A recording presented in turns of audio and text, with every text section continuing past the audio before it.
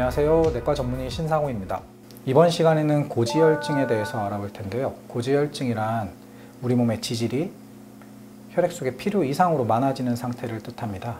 과거에 비해 고지혈증 같은 경우에는 유병률이 꾸준히 증가해서 현재 약 우리나라의 20%의 환자가 고지혈증 상태로 환자가 파악이 되고 있고요. 우리나라의 인구 지질 분포를 보면은 젊은 사람보다는 노인, 그리고 남자보다는 여자가 좀 더 높은 콜레스테롤 수치를 갖고 있는데요. 우리나라가 고령화 사회를 지나 초고령화 사회로 접어드는 데 있어서 앞으로 노령 여성 인구가 증가함에 따라 고지혈증 환자가 더 늘어날 것으로 예상이 됩니다. 이번 시간에는 고지혈증에 대해서 좀 더 자세하게 알아보도록 하겠습니다. 우리가 용어에 있어서 되게 혼란스러울 수 있는데요. 우리 몸에 여러 가지 지질의 종류를 먼저 말씀을 드려야 이해하기가 쉬울 것 같습니다.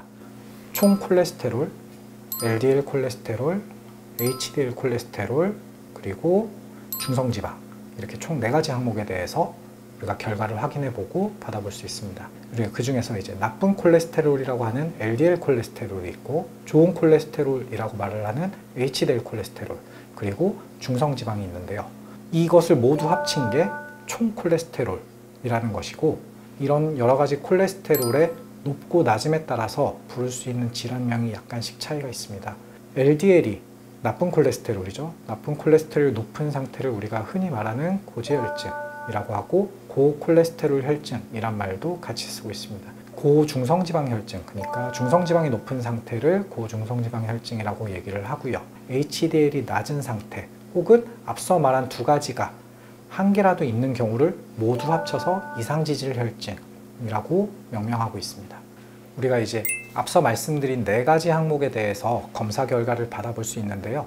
각각의 적정 범위가 어떤지에 대해서 말씀을 드리겠습니다. 먼저 총 콜레스테롤 같은 경우에는 적정 범위가 200 미만이고, LDL 콜레스테롤 같은 경우에는 100 미만, 중성지방은 150 미만을 적정 범위로 기준을 정했습니다. 또한 HDL 콜레스테롤의 경우에는 적정 범위가 아닌 높고 낮음으로 구분을 하게 되는데요. 이것은 좋은 콜레스테롤이기 때문에 낮을수록 안 좋고 높을수록 좋은 겁니다. 따라서 40 미만을 낮음으로 정하고 60 이상을 높음으로 구분하여 우리가 표시를 하게 됩니다.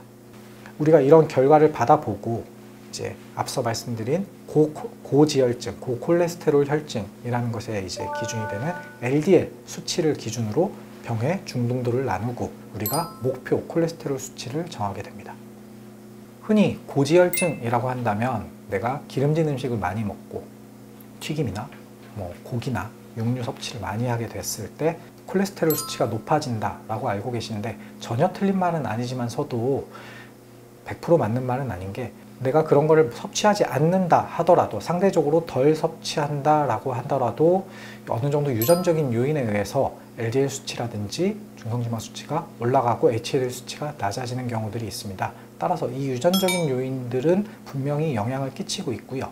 가족력은 그래서 고지혈증에 있어서 중요한 위험인자이고 요인 중에 하나입니다. 유전적인 요인, 외적인 요인으로는 이제 앞서 말씀드린 어떤 음식을 섭취하고 내 몸 상태가 어떠냐에 따라서 LDL 수치가 변하고 중성지방 수치가 변할 수가 있는데요. 일단 비만이나 임신 같은 경우에는 LDL 수치나 중성지방 수치를 모두 올리는 것으로 알려져 있고요. 또한 LDL 수치를 올리는 경우에는 포화지방산 섭취가 많은 경우, 그러니까 불포화지방산보다는 포화지방산 섭취가 많은 경우나 트랜스지방 섭취를 많이 하거나 에너지를 과다 섭취하거나 그럴 경우에는 LDL 수치가 많이 올라가는 것으로 알려져 있습니다. 또한 중성지방은 많은 에너지, 탄수화물 섭취를 많이 하더라도 중성지방은 많이 올라가게 되어 있고, 그래서 당뇨가 조절되지 않은 환자에게 있어서 중성지방 수치는 매우 높게 측정되는 경우도 있습니다. 고지혈증을 위한 특별한 운동치료나 운동 처방이 있는 것은 아닙니다. 대부분 심혈관 질환을 예방하기 위한 일반적인 운동이나 이런 것을 권고하고 있는데요. 혈관에 쌓이는 당이나 콜레스테롤 수치를 낮추는 데 도움을 줍니다. 하지만 운동을 하는 것이 LDL 수치를 낮추는 데 크게 연관성이 있지는 않다라고 지금까지는 알려져 있지만, 상대적으로 중성지방 같은 경우에는 운동으로 인해서 충분히 낮출 수가 있습니다. 따라서 고지혈증, 그러니까 중성지방 혈증, 고중성지방 혈증인 환자의 경우에는 운동을 통해서 또 약물 치료도 병행을 하면서 중성지방 수치를 낮추는데 운동이 매우 큰 도움이 될 수 있습니다. 운동과 마찬가지로 생활습관 교정에 있어서 고지혈증도 마찬가지로 흡연이 굉장히 중요한 위험 요인인데요.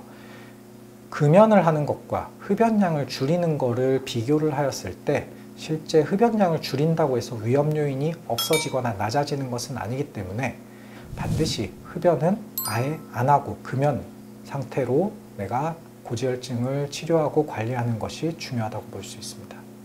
고지혈증약을 평생 먹어서 생길 수 있는 부작용으로 지금까지 알려져 있는 것은 당뇨병이 생길 수 있다라고 설명을 드리고 있는데요. 우리가 고지혈증 약을 평생 먹음으로써 콜레스테롤 수치를 낮추고 이로써 심내혈관 질환을 예방하는 이득과 내가 고지혈증 약을 평생 먹으면서 당뇨가 생겨서 당뇨로 인해서 문제가 되는 부분을 서로 비교를 해봤을 때 전자, 그러니까 약을 먹음으로써 심내혈관 질환을 예방하는 게 좀 더 이득이다라는 연구 결과가 있어 환자분들께 설명을 드릴 때 평생 드셔라 이렇게 말씀을 드리고 있습니다. 당뇨가 모두 다 발생하는 것은 아닌데 아무래도 장기 복용할 때 당뇨가 발생하는 환자들 같은 경우에는 일반적으로 이 약 때문이 아니더라도 가족력이라든지 여러 가지 다른 요인에 의해서 당뇨가 발병할 확률이 높은 환자들이 더 많았다는 점도 참고하여서 생각을 해주시면 우리가 약 복용하는 데 있어서 조금 그런 걱정을 덜고 장기 복용에 있어서 안전하게 복용을 하지 않을까 생각을 합니다. 콜레스테롤이 높은 상태에서 의사가 고지혈증입니다 라고 진단을 하고 드리는 약은 대부분은 스타틴 종류가 많습니다. 스타틴 같은 경우에는 LDL 수치가 높았을 때 그것을 낮추는 효과를 갖고 있는데요. 물론 다른 콜레스테롤도 어느 정도 영향을 끼쳐 낮출 수 있는 효과는 있습니다. 하지만 약을 처방함에 있어서 타겟이 되는 LDL 수치를 낮추는 데 주로 역할을 하기 때문에 다른 중성지방이 높은 복합적인 고지혈증 환자 같은 경우에는 오메가3라든지 페노피브레이트라든지 이런 약들을 같이 복용함으로써 중성지방도 낮추는 효과를 기대를 할 수가 있는데요. 물론 건강식품이기 때문에 기존의 처방을 받아서 우리가 복용하는 약들보다 안전성이나 효과 면에서는 불확실한 부분이 있을지도 모르겠으나 그래도 건강식품을 복용하는 데 있어서 안전하게 복용을 하고 싶다면 그런 건강식품 복용 여부를 담당 의사와 상의하셔서 같이 복용하시는 것이 좋을 것으로 생각됩니다. 고지혈증의 관리는 다른 만성질환과 마찬가지로 우리가 이제 약물 치료도 하고 있지만 생활습관 교정이라든지 식습관 조절 등을 통해서 같이 병행하여 치료를 하고 콜레스테롤을 조절하게 됩니다. 이것의 목적은 단순히 수치를 낮추는 게 목적이 아니라 우리가 수치가 높음으로써 생길 수 있는 합병증 등을 예방하고자 하는 목적이 있는데요. 그런 합병증들을 예방하기 위해서 우리가 어떤 목표를 갖고 어떤 식으로 약을 먹고 운동을 하고 식습관을 조절하는지에 대해서는 전문 의료진과 상의를 하시는 것이 바람직하다고 볼 수 있겠습니다. 이 영상을 보시고 가까운 병원에 방문하셔서 내 몸 상태를 확인하시고 검사해보고 콜레스테롤을 조절하는 법에 대해서 같이 의료진과 상의를 하시면 어떨까 생각합니다. 감사합니다.